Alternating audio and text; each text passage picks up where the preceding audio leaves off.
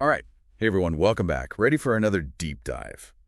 Today, we're tackling something super important, especially if you're a dental assistant or thinking about becoming one: infection control. We've got these two lecture documents packed with info, and we're going to break it all down, make it clear, the stuff you actually need to know to keep everyone safe, you, your coworkers, and of course, those patients. It can be overwhelming, all the details, but really it boils down to protecting yourself and everyone around you. Exactly. And, those patient medical histories, they're helpful and all, but Yeah, they don't always tell the whole story, do they? not always. Yeah, So you got to be prepared for anything. exactly. And in a dental office, there are a few diseases that are, particularly important to be aware of. Okay, like which ones are we talking about? Hepatitis B and C, those are big ones. Okay, yeah, those are. Then you've got AIDS, Oh, herpes simplex, right. and then good old tuberculosis, TB. TV, yeah. Okay, that list sounds, I'm not going to lie, a little bit scary. Yeah. Like, why are these the ones that matter most for someone working in dentistry? Well, think about it. Every day you're dealing with what? Saliva, blood. Sometimes you're even breathing right in your patient's face practically. These diseases, they can spread through all those routes. So really understanding them is key to protecting yourself and everyone else who walks in that door. Okay, that makes sense. So it's not just about, like, blindly putting on gloves and a mask. It's about actually knowing WH why you're doing it. Exactly. But hold on, before we even get into the specifics of each of these diseases, can we just, like, define a couple terms real quick? Sometimes that medical jargon can be a little much.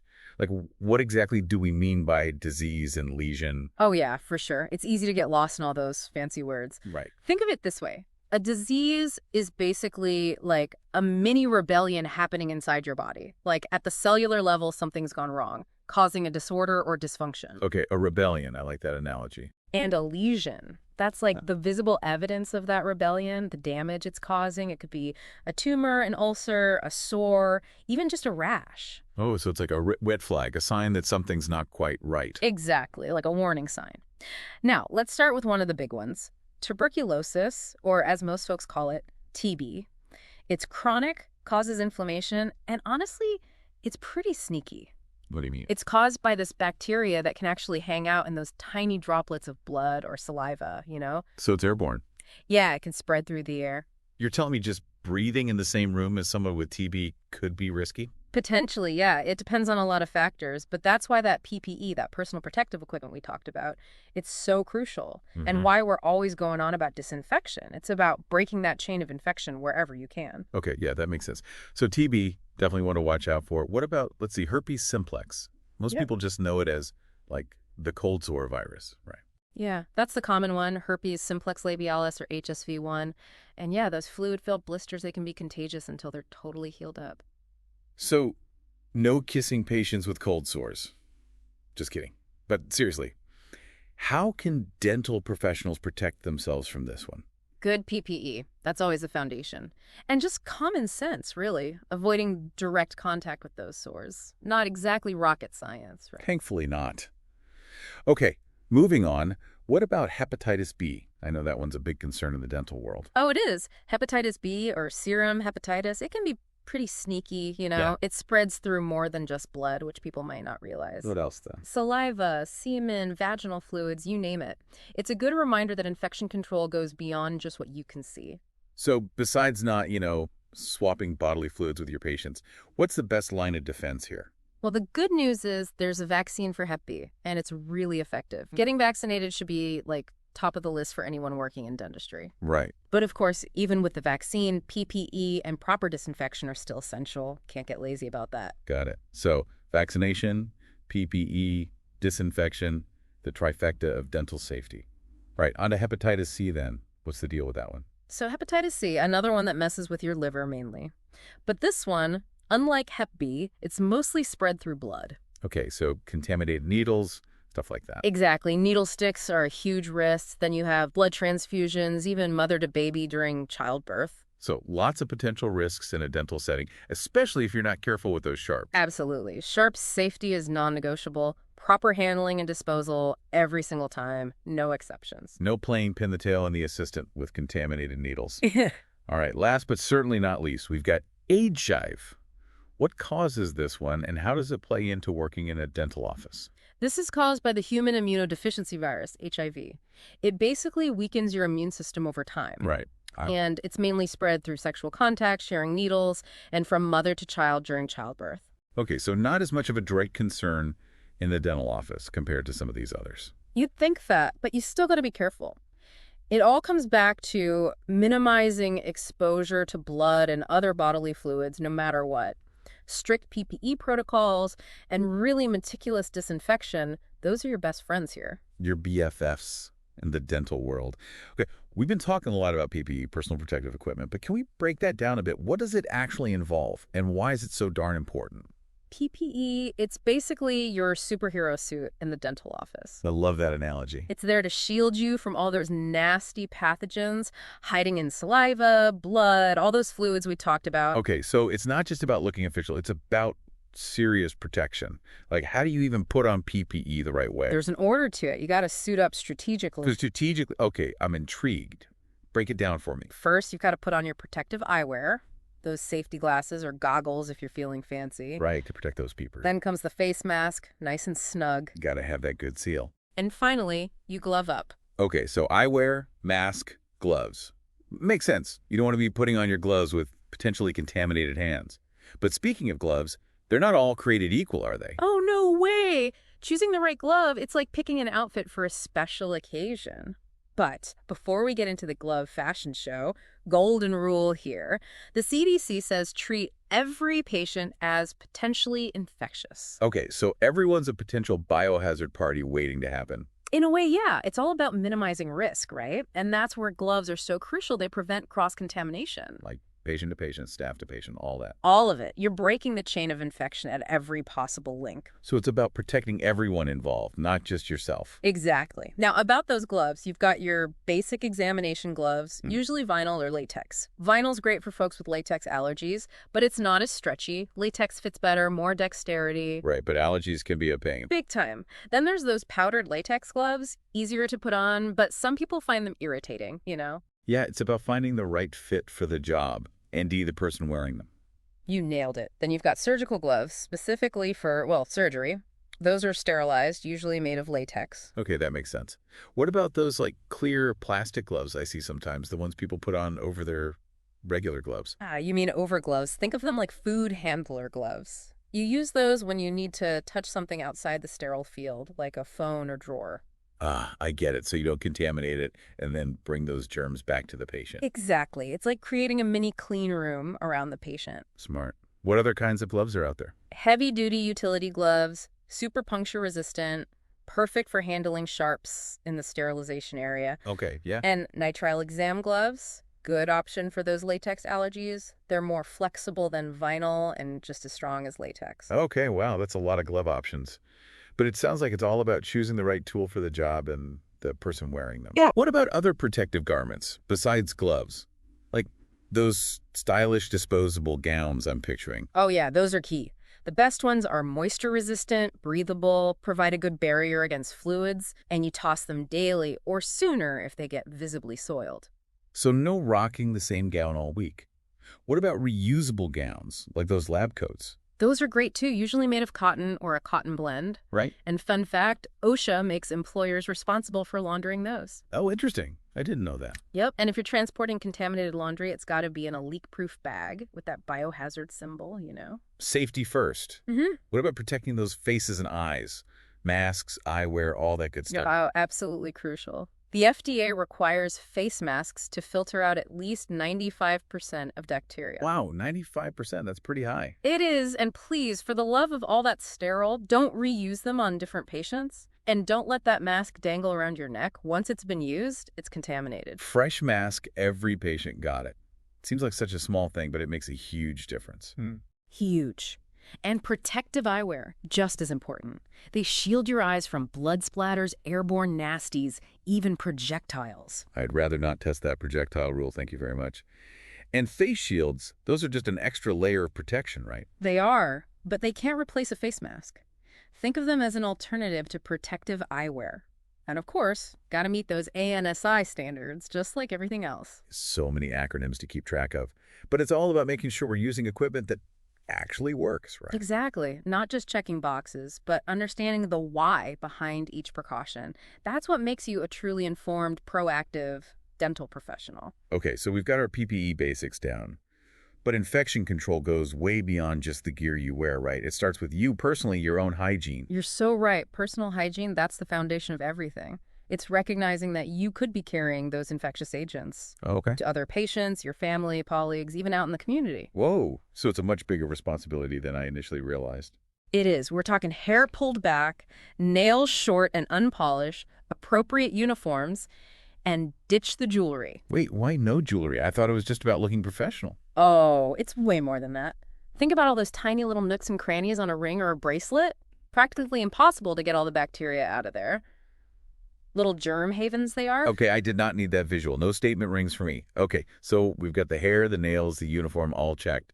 What about hand washing? That seems pretty basic, but I have a feeling there's more to it than meets the eye. Oh, you have no idea. Hand washing, it's the unsung hero of infection control. Really? I'm serious. It's not just about soap and water. It's a technique, a ritual, an art form even. Okay, now I'm intrigued. What makes it so effective? Is it really that much better than just like a quick rinse? Every time you touch something, you're picking up what we call bioburden. All the germs, bacteria, the bad stuff.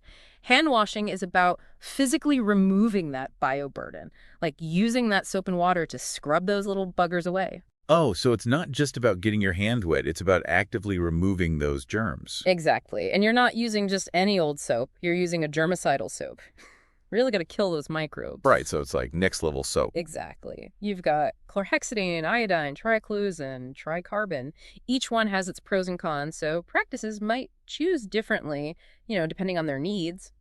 So it's important to know what your practice is using and why. Exactly. Now, I've heard there's like a specific hand washing procedure Yeah, that's the gold standard in dentistry.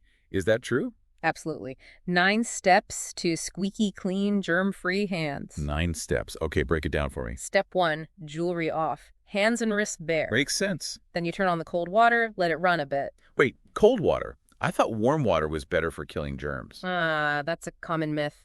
Cold water helps close up your pores, makes it harder for those germs to get in. Oh, wow. So it's like shutting the door on those little invaders. Exactly. So hands are wet. Now you apply a good amount of soap and lather up. Palms, knuckles, fingertips, forearms, the whole shebang. I'm picturing a foam party for your hands. Exactly. Now for the fun part. Grab an orange stick or a disposable scrub brush and go to town under those fingernails. Okay, that's some serious attention to detail. Gotta hit those nooks and crannies. Then, rinse thoroughly. Cold water again, seal those pores shut.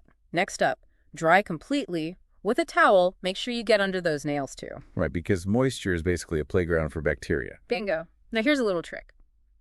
You turn off the faucet using the towel to prevent recontaminating your hands. Oh, that's clever. Right. Then you toss the towel, apply some antimicrobial lotion, and bam, you're ready to glove up. Okay, that's a whole process. Yeah. But it makes sense when you think about all the potential for contamination, It all comes down to layers of protection, a system. Yeah. Not just one thing. We're hitting it from all angles. Speaking of systems, we've talked about personal hygiene, PPE, but infection control goes even further than that, Yeah. right? There are like actual guidelines and regulations, right? Oh, absolutely. It's not just a free-for-all. Everyone in the dental office has a role to play in keeping things safe. So who sets the rules of the game? Who decides what we have to do? Well, you've got OSHA, Okay, OSHA, the big one. the Occupational Safety and Health Administration. Right. They're all about protecting workers. Makes sense. Who else? And then you have the EPA, the Environmental Protection Agency. They're focused on protecting the environment and public health in general. Okay, so they're looking at the bigger picture. Exactly. What about hazards, like within the dental office itself? We've talked about biohazards, but are there other things to be aware of?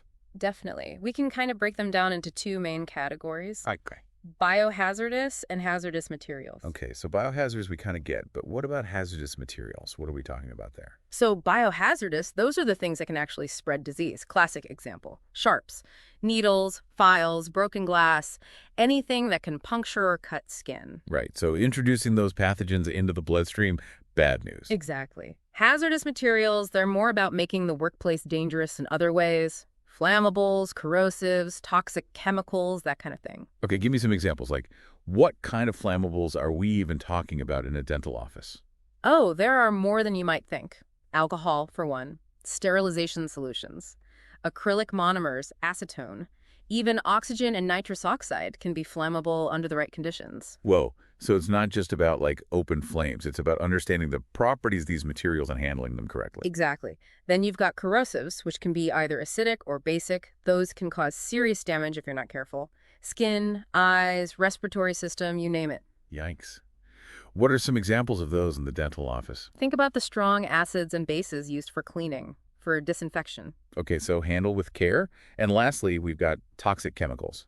Right, those can cause problems if you ingest them, inhale them, even just skin contact can be an issue. Like what? What are some examples of toxic chemicals in a dental setting? Mercury is a big one, some of those cold sterilization chemicals, even the chemicals used in photo developing back in the day. Okay, so it's not just about knowing what to do with these materials, it's about recognizing them in the first place. You got it. Awareness is key to safe handling and disposal. Can't protect yourself from something you don't even know is dangerous, right? Okay, so we've got all these potential hazards lurking in the dental office. What are the, general guidelines for minimizing those risks?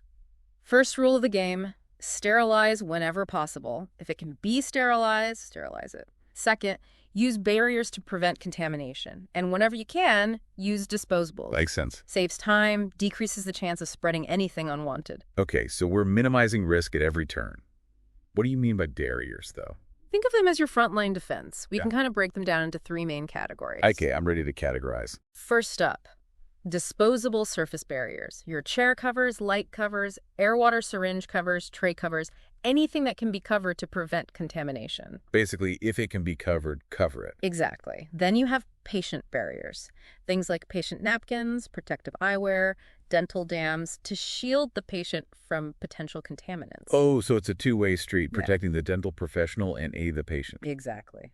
And lastly, we have, of course, our good old personal protective equipment, or PPE, which we've already talked about. The superhero suit makes a comeback. Okay, so we've got our barriers in place. Now let's talk about the not-so-glamorous side of things. Waste disposal. It's not all just the same trash, right? You're right. We have to be careful about what goes where. Separate that biohazardous waste from non-regulated waste. What's the difference? Biohazardous waste, that's anything that's contaminated and could potentially spread disease. Extracted teeth, blood-soaked items, and of course, those sharps we talked about. So anything that could, actually infect someone else? Right. And that stuff needs to be disposed of in a very specific way. Leak-proof bag, clearly marked as biohazard. Sharps go in a puncture-proof sharps container. So that's why we have different colored bins for different types of waste. Exactly. It's not just about aesthetics. It's about protecting sanitation workers, Yeah. preventing environmental contamination, keeping everyone safe. So what about non-regulated waste then? What goes in that category? This is waste that's still technically contaminated, but not considered infectious enough to actually spread disease. So still treated as contaminated within the dental office, but once it leaves, it's handled like regular trash. Exactly. We're talking those plastic barriers and covers, disposable gowns, masks, eyewear, Right. things that might have touched blood or saliva but aren't, heavily soiled. Okay, so we separate our waste, dispose of it properly. What about those hazardous chemicals we talked about earlier? I'm assuming there's some specific rules for those too? Oh, yeah, definitely. Every dental office needs a procedures manual, like a rule book. Outlines how to handle those materials safely. So it's like the Bible of hazardous materials handling. Exactly. And then you've got those material safety data sheets, the MSDS. Those are like mini profiles for each chemical. Okay, I've seen those around. They give you the details, potential hazards, first aid measures, all that. So it's like having a safety expert on hand for each chemical. Exactly. And they need to be readily accessible to everyone in the office. Knowledge is power, especially when it comes to hazardous materials. No doubt. Okay, so let's talk about OSHA regulations specifically related to infectious waste materials. I'm assuming those are pretty strict. They are, and for good reason. Those regulations are there to protect you and your colleagues from bloodborne pathogens like Hep B and HIV. Yeah, you don't want to mess around with those. Yeah. So what are some of the key things these regulations cover? We're talking biohazard labeling, training requirements, the whole shebang. Okay, break it down for me. What's the deal with biohazard labeling? It's all about using warning tags to prevent accidental injuries or exposure, Yeah. Got to have that biohazard symbol or the word biohazard printed on there, super visible. So it's a clear sign that this stuff needs to be handled with extra caution. Exactly. And then there are the training requirements. OSHA says employers have to provide annual training to all employees on all aspects of occupational exposure. So it's not just a one-time thing. Got to stay up to date. You got it. And this training has to be free of charge, done during work hours. No excuses. Okay, so safety is a priority. Big time. Now let's talk about disinfection, the cleaning process. This is where things get really clean, right? Yes, but remember, disinfection isn't the same as sterilization. Disinfection means killing bacteria, usually with chemicals, UV light, or radiation. Cleaning is just removing visible dirt and debris. So something can look clean, but not actually be disinfected. Exactly. And to really understand how disinfection works, we need to talk about bioburden. Bioburden, what's that? It's basically all the icky stuff that accumulates during dental procedures. Blood, saliva, contaminated debris. Sounds delightful. Oh yeah, it's basically a breeding ground for bacteria. Okay, I'm getting the picture. So how do we actually go about disinfecting surfaces in the dental office? What methods are commonly used? There are two main approaches. You've got your liquid chemicals, mainly for those hard surfaces. Okay, And then there's immersion chemicals for instruments that can't be sterilized. got it. Let's start with those liquid chemicals. What are some common options? You've got iodophores, pretty affordable, and they have good residual action, meaning they keep working for a while after you apply them. Then there's sodium hypochlorite, basically bleach. Effective, but can be a bit harsh. The smell can irritate your skin. Right, bleach is powerful stuff. And then there are those complex or synthetic phenol compounds, also quite effective. So a range of options with different pros and cons, and I'm assuming you'd choose the right one based on the situation. You got it. And you got to use them correctly, too. For surface disinfection, we often use a technique called wipe spray. Wipe spray. Okay, tell me more about that. Why the 3 steps? It's all about being thorough, really hitting those surfaces with disinfectant, making sure nothing survives. Okay, I'm listening. First, you spray the surface with that iodophore solution. Right. Then you wipe it down, vigorously with a paper towel or gauze. You're physically removing that bioburden we talked about. And finally, you spray it again, or you saturate a sponge or towel, let it air dry. So you're hitting those surfaces with a double dose of disinfectant, making sure nothing survives. Exactly. It's about ensuring those surfaces are actually disinfected, not just, superficially clean. Okay, that makes sense. What about immersion chemicals? When would you use those? Those are for instruments that can't handle the heat of sterilization. Common examples are glutaraldehyde, complex phenols, and good old bleach. So you basically dunk the instruments in a bath of these chemicals. Exactly. But remember, concentrations matter. You can't just use any old bleach solution. It needs to be the right concentration for effective disinfection. Okay, so follow those manufacturer instructions carefully. Absolutely. And keep in mind that some chemicals, like alcohol and quaternary ammonium compounds, they're not typically used for immersion disinfection. Good to know. So we've covered surface disinfection, immersion disinfection. What happens next? How do we get those contaminated instruments from the treatment room to the sterilization area safely? That's a great question. Transporting contaminated instruments is a step that often gets overlooked. Ideally, you want to transport them ASAP after a procedure, before they dry out. Oh, why is that? It's easier to remove the bioburden when it's still moist. Think of it like pre-treating those instruments before they go for their deep clean. Makes sense. And how do you transport them? Just carry them over. Nope, you need a leak-proof container, solid sides and bottom to prevent any spills or leaks. Safety first, always. Always. So those instruments arrive at the sterilization area. What happens then? Well, depending on how much bioburden there is, they might need a little pre-cleaning before they go in the ultrasonic cleaner. Pre-cleaning, what's that involve? It's basically good old-fashioned hand scrubbing. So sometimes the old ways are the best ways. You got it. Scrub those instruments in a basin of soapy water. Use a long-handled brush to keep your hands safe. Okay, scrub it dub-dub. And then what? Then, rinse them really well under cold running water. Try to minimize splashing. Don't want those pathogens spreading around. Every little bit helps. Absolutely. After rinsing, dry them with a paper towel, and then they're ready for the main event, sterilization. Okay, so they're squeaky clean and ready for the big time. But before we dive into sterilization methods, tell me more about that ultrasonic cleaner. What's so special about it? Oh, ultrasonic cleaners are amazing. They use sound waves to create tiny bubbles that actually implode in this special solution. Implode. Sounds intense. It is. This implosion creates something called cavitation, which basically blasts away debris from those instruments. So it's like a power wash for dental instruments. Exactly. It can even reach those tiny nooks and crannies that are hard to clean by hand. So much more effective than just scrubbing alone. Oh, yeah, especially for those intricate instruments. Okay, so you put the instruments in the ultrasonic cleaner, let it work its magic, and then what? Once the cycle's done, you rinse the basket of instruments under cold water, and any instruments that still have visible debris might need a little extra hand scrubbing. So it's a team effort. Ultrasonic cleaning plus a little elbow grease if needed. Exactly.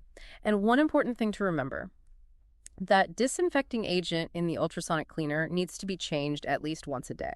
So it's not a set it and forget it kind of thing. Regular maintenance is key. Absolutely. And while we're on the topic of ultrasonic cleaning, let's talk about those instrument cassettes that are becoming so popular. Instrument cassettes, what are those? They've kind of replaced those traditional procedure trays in a lot of practices. They're basically like pre-assembled sets of instruments that are kept together in this cassette. Okay, so what's the advantage of using cassettes? They help you stay organized and streamline the sterilization process. You don't have to worry about assembling and disassembling trays all the time. Sounds efficient. It is. But when you're cleaning cassettes in the ultrasonic cleaner, you need to make sure the whole thing is submerged in that solution. No air pockets allowed. So making sure those sound waves can reach every nook and cranny of that cassette. Exactly. And it's best to use an enzymatic cleaner, helps dissolve the bioburden, like giving those cassettes a spa treatment. Love that analogy. So you run the ultrasonic cycle, rinse the cassette, open it up, inspect it for cleanliness. Exactly. And if there's any bioburden left, you might need to give those stubborn spots a little extra love with a hand scrub. So it's all about being meticulous and making sure those instruments are truly clean before we move on to the main event. Sterilization. Okay, I'm ready to dive into the world of sterilization. Hit me with your best shot. All right, sterilization, this is the big one. We're talking about completely destroying all microorganisms, all those pathogens, not just reducing them, we're talking total annihilation. So this is where we bring out the big guns. Exactly. And luckily, we've got a whole arsenal of methods to choose from. Okay, I'm ready to get geeky about sterilization methods. What are we working with here? All right, first up, we've got the autoclave, the workhorse of the sterilization world. Uses steam under pressure to achieve complete sterilization. Okay, so break it down for me. How does an autoclave actually work? You load it up with those squeaky clean instruments, seal it up tight, then pump in the steam under high pressure. How high are we talking? We're talking 250 degrees Fahrenheit and 15 pounds per square inch for about 30 to 40 minutes. Wow, that's intense. Yeah, it's like a sauna from hell for those microbes. They don't stand a chance. Okay, so the autoclave is like the heavy hitter Of sterilization. What other methods are out there? Yeah, what else do we have? Next up, we have the chemiclave, similar to the autoclave, but instead of steam, it uses chemical vapor under pressure. Oh, interesting. So kind of like a dry cleaning version of sterilization. What conditions are we talking about here? For the chemiclave, it's usually 260 degrees Fahrenheit, 20 pounds per square inch for about 20 minutes. It's a little hotter and faster than the autoclave. Yep.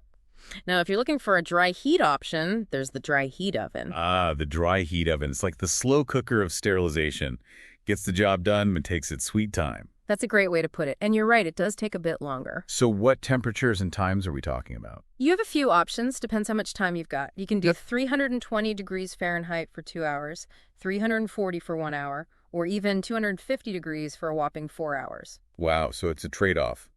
Lower temperature, longer sterilization time. Exactly. Now, if you want to get really fancy, there's germicidal gas sterilization, uses ethylene oxide. Ethylene oxide, that sounds intense. How does that even work? It uses ethylene oxide gas to sterilize those instruments. Traditional method, it's done at room temperature for about 10 hours. But those newer automatic systems, they operate at 120 degrees Fahrenheit for like 1 to 3 hours. So slower, but still effective. Exactly. And lastly, we have hot beads or salt sterilization. Hot beads or salt? That sounds almost like homey. It does, doesn't it?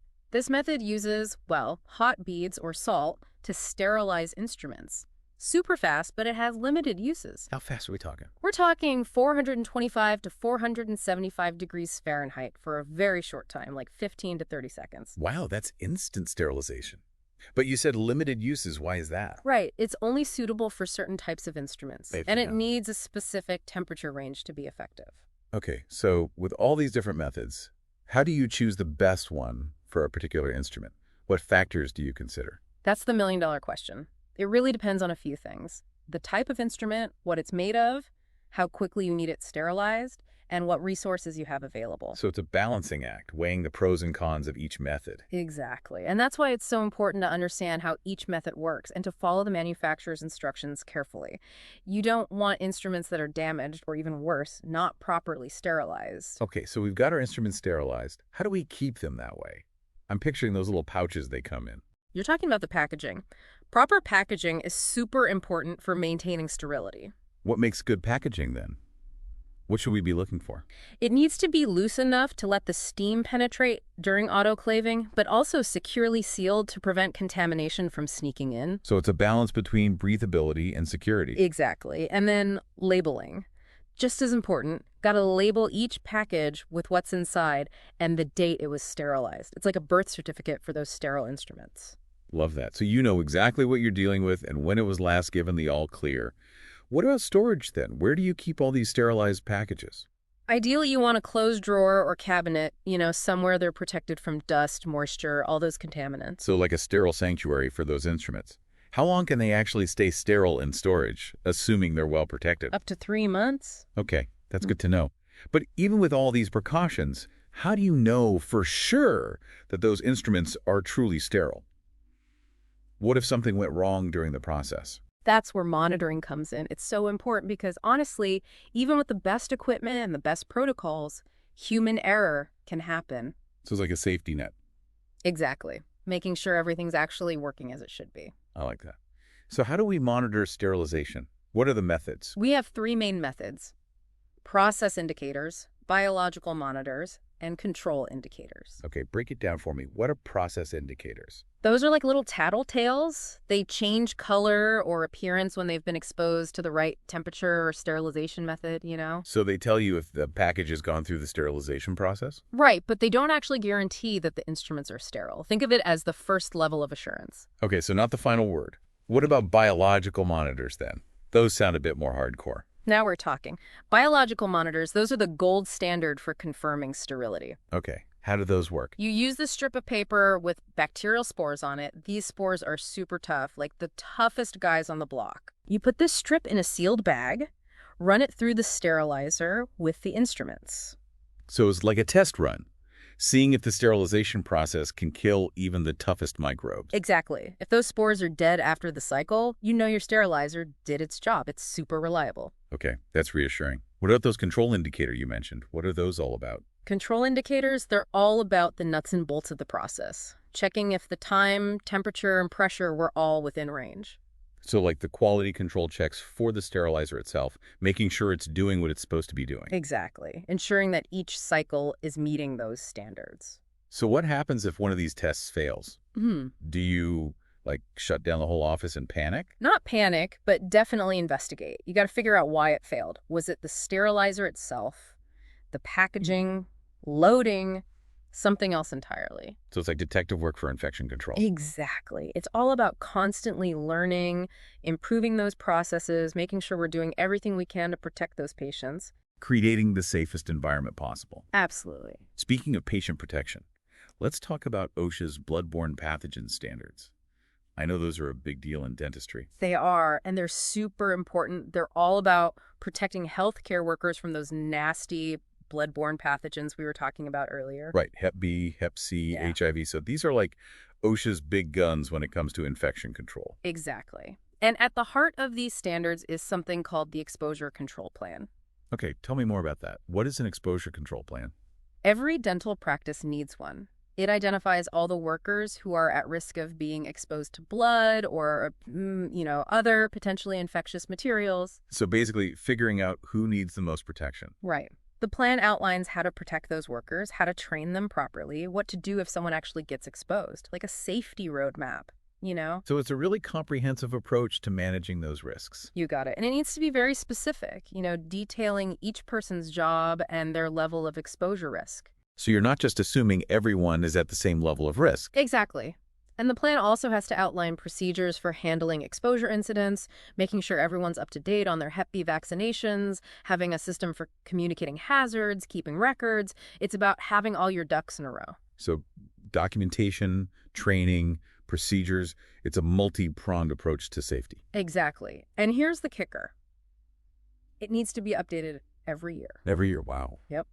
Things are constantly changing. New information about pathogens, new procedures, new technologies. The plan needs to be a living document, you know? So it's not a set it and forget it kind of thing. It's a continuous process of evaluation and improvement. Exactly. Now, one of the key principles of those bloodborne pathogen standards is something called universal precautions. That sounds pretty serious. It is. It means treating every single patient as if they have a contagious infectious disease. So no more making assumptions based on appearances. Exactly. Everyone gets the same level of precaution. It's about eliminating guesswork, creating that consistently safe environment. Makes sense. So how does this change behavior in the dental office? What does it actually look like in action? It means consistently wearing your PPE no matter what, being super diligent about hand hygiene, and just following all those safety protocols we've been discussing, without exception. So making those precautions second nature, not something you only do when you think someone might be infectious. Exactly. It's a culture of safety. I like that. Now, along with universal precautions, there's something called engineering and work practice controls. What are those all about? Those controls, they're all about minimizing exposure risks in the workplace itself, built into the environment, the way we do things. Okay, so making it easier, more intuitive to do things safely. Exactly. For example, having sharps containers readily available. Right. So no one's tempted to toss a used needle in the regular trash. Okay, yeah. Having hand washing stations that are easy to access, clearly marked so there's no excuse not to wash your hands. So it's about removing those barriers to safe practices. Exactly. We also have specific rules about recapping needles. You should only recap them using a one-handed technique or a mechanical device. Why is that so important? Seems kind of picky. It drastically reduces the risk of needle sticks. Those are a major route of exposure to bloodborne pathogens. Right. Yeah, I definitely don't want a contaminated needle stick. What other examples of these controls are there? There's rules about, not eating, drinking, smoking, applying lip balm, handling contact lenses in areas where there could be exposure to blood, saliva, OPIM. Yeah, you don't want to be touching your eyes or mouth with contaminated hands. Exactly. It's all about breaking those chains of transmission, minimizing the risk of those pathogens getting into your body. Okay, so let's move on to something that might not seem directly related to infection control, but it actually is. Housekeeping. Housekeeping is often overlooked, but it's super important for maintaining a safe, hygienic environment. I can see how a messy workspace would just increase the risk of cross-contamination. Exactly. All that clutter, the debris, it can harbor microorganisms, makes it much harder to disinfect surfaces properly. So housekeeping, it's not just about aesthetics. Nope. It's about hygiene, creating a truly clean environment. Right. So what are the key things to keep in mind when it comes to housekeeping in a dental setting? One key thing is having a written schedule for decontamination procedures. Not just cleaning when things look dirty, but having a system, So consistency, routine, accountability. Exactly. Now, let's talk about decontamination and waste management in more detail. What are the key principles to keep in mind? Decontamination means removing or destroying those pathogens from surfaces and equipment. And it's not optional, it's mandatory for anything that's been exposed to blood or OPIM. So neutralizing those potential threats before they can do any harm. Exactly. And there are specific steps involved in proper decontamination. Okay, walk me through it. After every single patient, you got to replace those barrier coverings we talked about, the surface barriers on the chairs, equipment, all that. Right. Any container that's been contaminated needs to be decontaminated before you use it again. And if you've got contaminated broken glass, got to use a dustpan or tongs to pick it up. No bare hands. Okay, so minimizing contact at every step. Right. And when it comes to waste management, we already talked about separating biohazardous waste from non-regulated waste, but there's more to it than just tossing things in the right bin. Okay, I'm listening. We got to talk about sharps safety. Sharp safety, right. Remind me again why sharps are such a big concern. Sharps, remember, those are things like needles, scalpels, broken glass, anything that can puncture or cut the skin. Right. Really? Those are the high-risk items for transmitting bloodborne pathogens if they're not handled correctly. So these are the items that require extra vigilance, extra caution. Exactly. Sharps need to go in special containers, the ones that are closable, puncture-resistant, leak-proof, clearly labeled with that biohazard symbol. Right. So no excuse for not disposing of them properly. What else do we need to know about these containers? They should never be overfilled, and they need to be replaced routinely, even if they're not full. Minimize the risk of them overflowing or getting damaged. Makes sense. And what happens if someone does get stuck with a contaminated needle or cut with a sharp instrument? It's not ideal, but it does happen. And if it does, it's crucial to document it in something called the Sharps injury log. Okay, the Sharps injury log. What is that and why is it so important? It's a record of every Sharps injury that happens in the office. Includes the date, the time, type of sharp, what the employee was doing, the body part that was injured, all that. Wow, that's a lot of information. Why is it so important to keep such a detailed log? It's all about learning from those incidents, preventing future ones. Okay. By tracking the details, we can start to see patterns, identify areas where we can improve safety practices. So it's not just about reacting to an incident, it's about using that information to actually prevent future incidents. Exactly. And it can be really important in case of any legal or insurance issues. Right, so it's about accountability, prevention, protection, all in one little log. You got it. Now let's zoom out a bit and talk about regulated waste in general. What are some examples of other regulated waste besides sharps? We're talking about any medical waste that could spread those infectious diseases. Blood and other bodily fluids, items soaked with blood or OPIM, items caked with bioburden, pathological waste, that kind of thing. Okay, so anything that could harbor those pathogens. Right, and just like sharps, there are specific rules for how to dispose of it. Okay, lay it on me. What are the rules? Regulated waste has to go in containers that are closable, leak-proof, closed before they're transported, and clearly marked with that biohazard symbol. So containment and clear labeling, basically. Exactly. We want to prevent any leaks or spills that could expose people to those materials. What about non-regulated waste then? What do you do with that? That's your more, regular trash. But it still needs to be disposed of properly, of course. Unmarked, lined container. Okay, so we separate our waste, dispose of it correctly. What about contaminated laundry? How do you handle that? Contaminated laundry, that's another important one. You want to handle it as little as possible, reduce that risk of exposure. It needs to go in closable bags, clearly labeled. If it's wet or soaked with blood or OPIM, it's got to go in a leak-proof container. So it's all about containment. You got it. Creating that multi-layered system of protection from the moment the waste is generated to the moment it's finally disposed of. Okay, that makes sense. So we've covered waste management pretty thoroughly. Let's shift gears a bit and talk about hepatitis B vaccination. I know this is something all dental professionals should be thinking about. Absolutely. Hepatitis B, it's a major occupational hazard for anyone working in dentistry. And getting vaccinated, that's the best way to protect yourself. So whose responsibility is it to provide that vaccine? Is it on the employee or the dental practice? It's the employer's responsibility to offer the vaccine to all employees who might be exposed to blood or OPIM. Okay, so they have to offer it, but the employee can choose whether or not to get it. Exactly. And they need to offer it pretty quickly, within 10 days of the employee starting work in a position that involves potential exposure. So no waiting around. And what about how the vaccine is provided? Are there any rules about that? Oh yeah, definitely. It's got to be provided at no cost to the employee at a reasonable time and place, administered by a qualified healthcare professional. The testing also needs to be done at an accredited laboratory. Okay, so safety and informed consent are key here. Absolutely. Now, what happens if, despite all these precautions, an employee does get exposed to a bloodborne pathogen? What are the next steps? That's when post-exposure evaluation and follow-up come in. Can you define what occupational exposure actually means, just so we're all on the same page? It means you've come into contact with blood, OPIM, or a specific bloodborne pathogen like Hep B, Hep C, HIV, Right. and it's contact that could potentially lead to infection. So there's been a breach in those protective barriers we've been talking about. Exactly. Needle stick injuries, splashes to the eyes, cuts with contaminated instruments, that kind of thing. Definitely situations that need immediate attention. Absolutely. So if an exposure happens, you report it to the employer ASAP. Don't try to hide it. No way. Early reporting is key. Then the employee gets a post-exposure evaluation. Figure out how the exposure happened, the route, try to identify the source individual if possible. So if that person is known to have a bloodborne infection, That changes things. Big time. Depending on the situation, both the source and the employee might need blood tests. So you're checking if there's been an actual transmission. Right. And if there's a risk, the employee might be offered post-exposure prophylaxis. Prophylaxis, what's that? It's a treatment that helps prevent the infection from taking hold.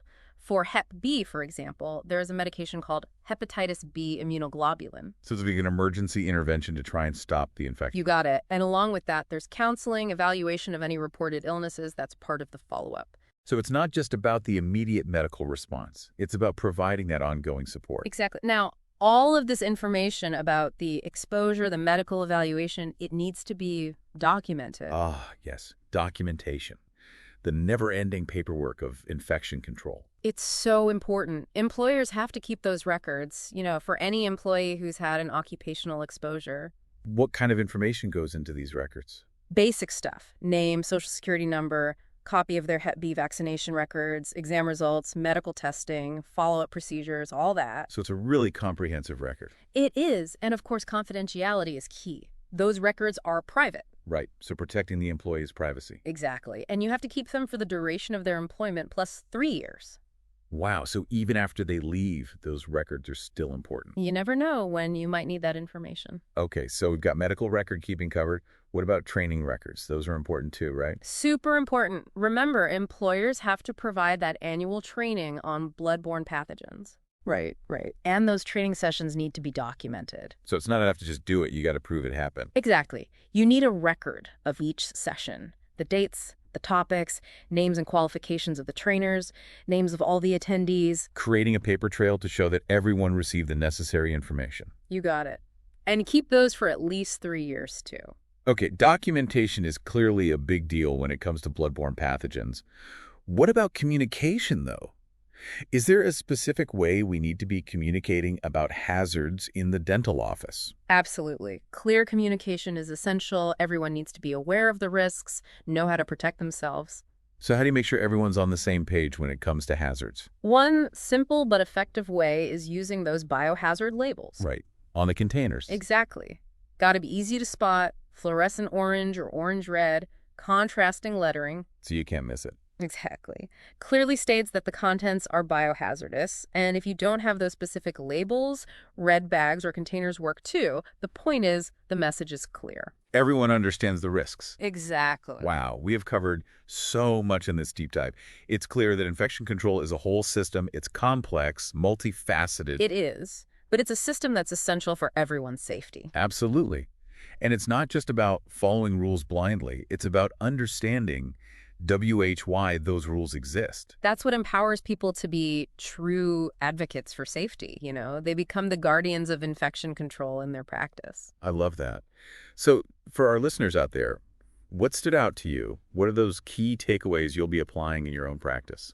For me, the biggest thing is that infection control, it's a team effort. Everyone has a role to play. Right. It's not just on the dentist or the hygienist. Exactly. Front desk staff, assistants, lab technicians, everyone. It's about creating that culture of safety together. We're all in this together. That's it. And remember, infection control, it's not just a checklist. It's about understanding the why, thinking critically, being proactive, asking questions, staying informed, Right. being a champion for safety in your practice. What would you say to a dental assistant who's feeling overwhelmed by all this information? There's a lot to take in. Don't panic. Take it one step at a time. Start with those basics. Hand hygiene, PPE, proper waste disposal. Master those. Then you can build from there. So it's about building a solid foundation. Exactly. And you don't have to do it alone. There are so many resources available to you, your colleagues, your employer, professional organizations. Right. Online courses, textbooks. Exactly. Don't be afraid to ask for help or seek out information. It's a reminder that we're all part of a community. We can learn from each other. Absolutely. And celebrate those successes. Infection control can feel like a never-ending battle, but it's important to acknowledge the progress you're making, Right. the impact you're having on everyone's health and safety. That's such a good point. It's easy to get caught up in all the details and forget why we're doing all this. It's about protecting people, making a difference. Well said. This has been an incredible deep dive into infection control. We covered a lot of ground. We did. But hopefully you found it insightful, maybe even a little bit fun. I think we managed to make even the most mundane aspects of infection control sound interesting. Mission accomplished. Yeah. And for our listeners out there, remember, Knowledge is power.